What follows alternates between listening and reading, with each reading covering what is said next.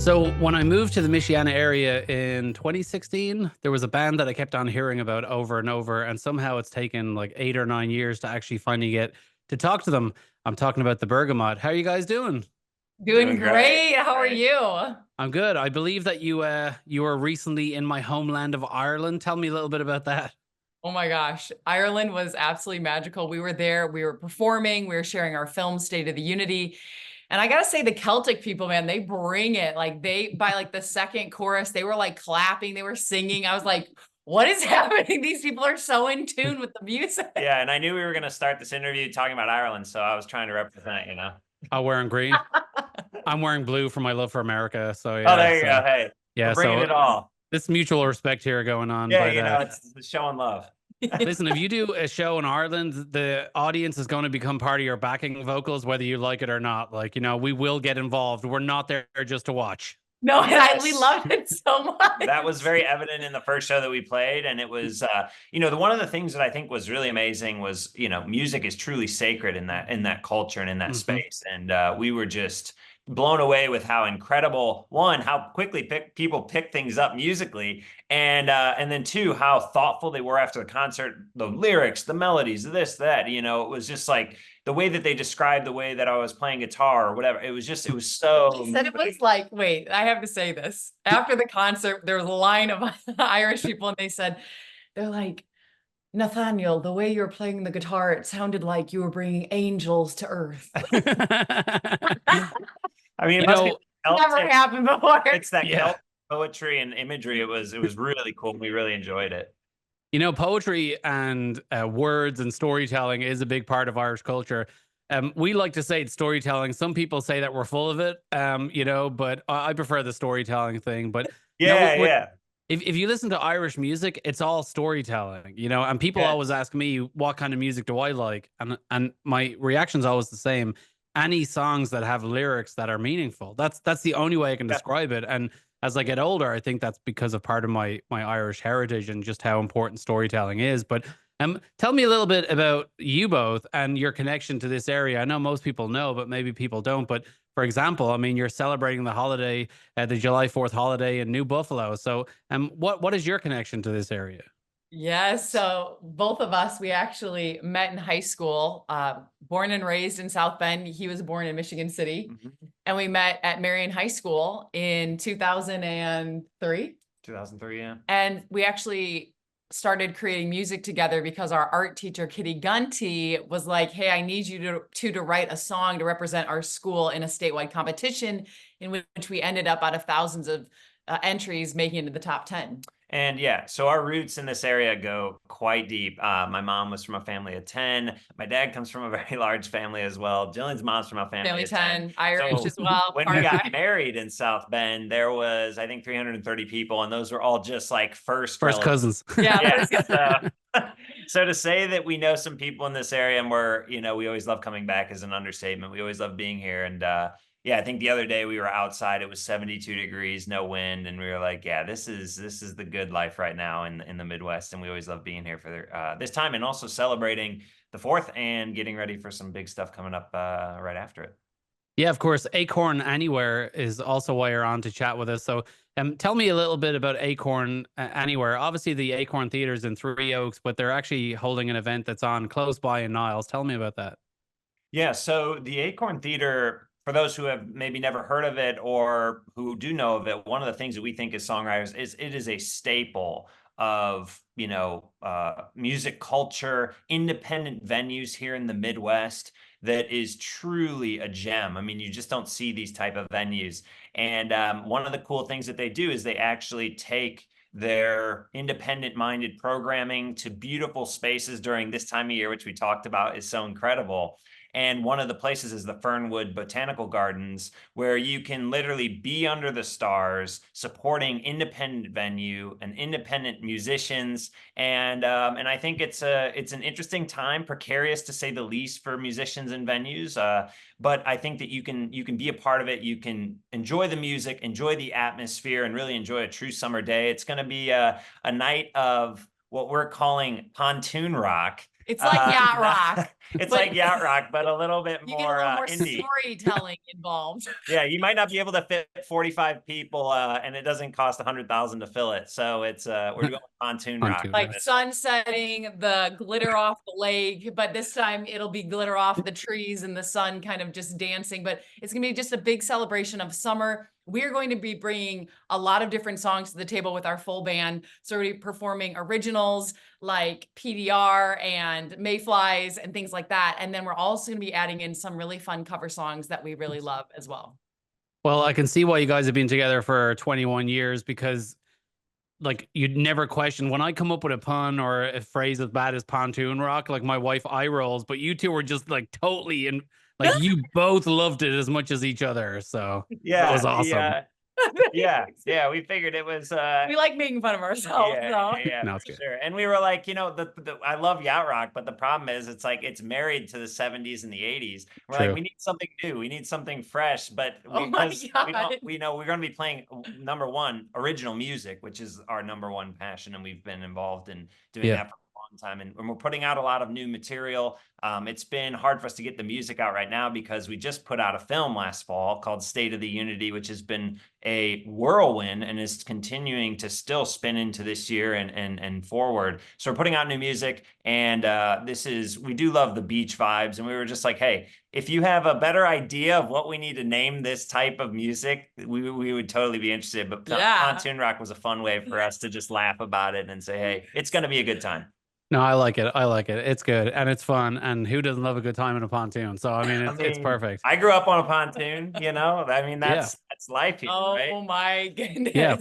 I mean, what's not to love about pontoons? They're very spacious. You know, they don't wave around too much. No, I'm just kidding. So and every let's time not make this too much about pontoons, I guess. But no, but I do love that. And what I love about, you know, it's not like I've followed your career so closely, but what happens is I've noticed is you guys are like riding along and then something really cool happens that everyone's talking about you, and then you kind of ride along again, and then it's like, okay, when will we hear from them again? And then it's just like something cool happens again.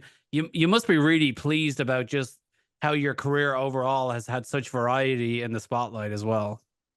Yeah, it's been a grind. You know, as independents, we work tirelessly behind the scenes, and we're going up against the biggest names in the world, you know, what we do, how we create. So it's been so cool for us to like show up every day and then to have these breakthroughs and just keep climbing.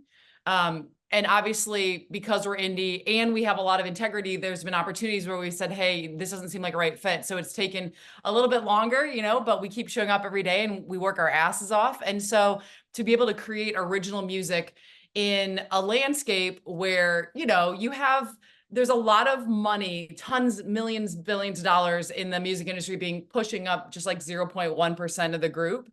And so to be independent and working our butts off to get that music out in an organic and an authentic way, it means a lot. And that's why it's been cool for these different things to pop off. And in particular, the film that we dropped, State of the Unity, has been doing really well, which got us in Variety magazine, and it got us a huge distribution deal in North America, which was insane for us because it took 8 years for us to direct the film, and it's taken us all over the world now. And I want to say that's a really great question, because actually this came up just at the last performance that we did in Traverse City, Michigan. A fan came up after the show and said, hey, I really want to thank you guys for doing it your way, because what you've done is so distinctively you, and it's so interesting and it's so different. And that hasn't come without its major drawbacks, obviously.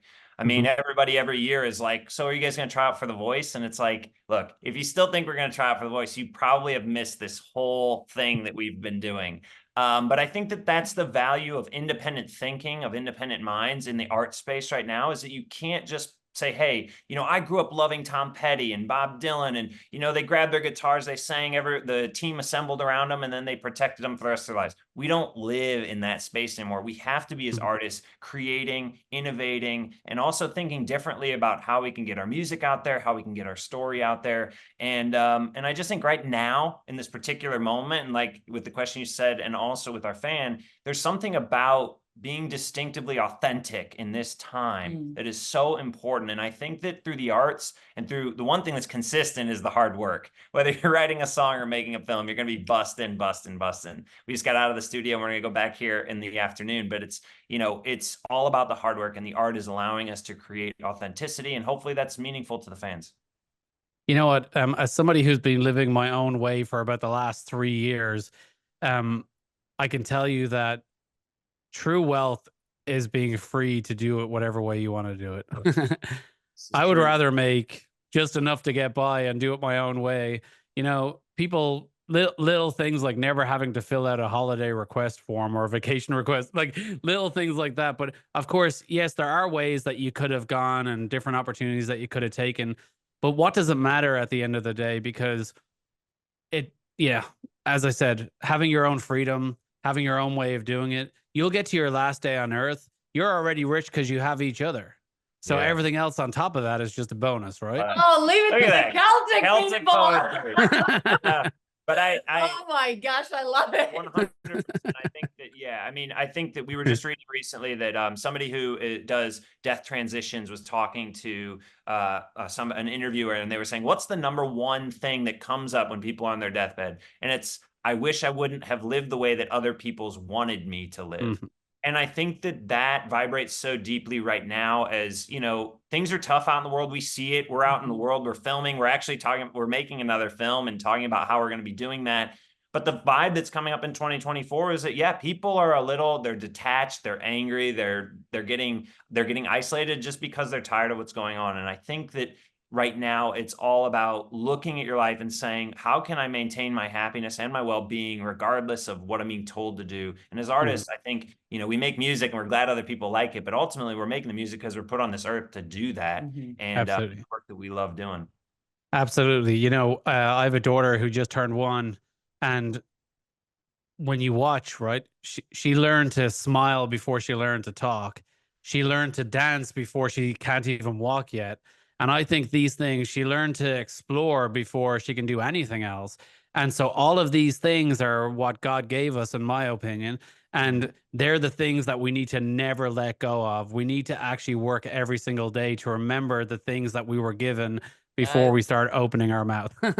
Yes. Oh, it's so true. It's, you know, I think for us, and obviously you being from Ireland and us loving it so much, but originality, authenticity, using your voice, following your intuition and heart and gut, even when you have an opportunity that's huge, but it doesn't feel right, or it's something that's weird, and you could make a ton of money doing that, but we've chosen in a lot of ways to just continue the course, and we're carving out our own path.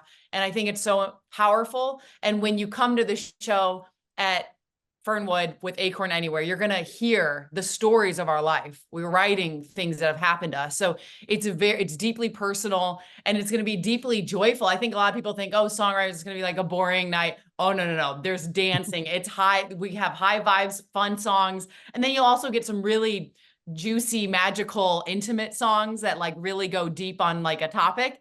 But it's so fun to also perform outside. It's one of my favorite things to do. And we actually flew in from Los Angeles because we've been kind of splitting our time right now from out west and the Midwest. And it's so great being back here, and we cannot wait to see everybody. Yeah, and I love it. Well, thank you for bringing this conversation back to the point of it. I really appreciate you honing us back in on that. Yeah, I think you should also bring out a comedy relationship album. Like, why can't you just put the toilet seat back down and things like yes. that? Oh my God. We get a lot of that. That's true. Yeah, no, for sure. And one of the things that I wanted to say, talking to the point that you were saying about music, the meaning and power of music, is that that's subtly what the film State of the Unity is about. It's really about the power of music, and that's what we bring, hopefully, to the stage every time that we play.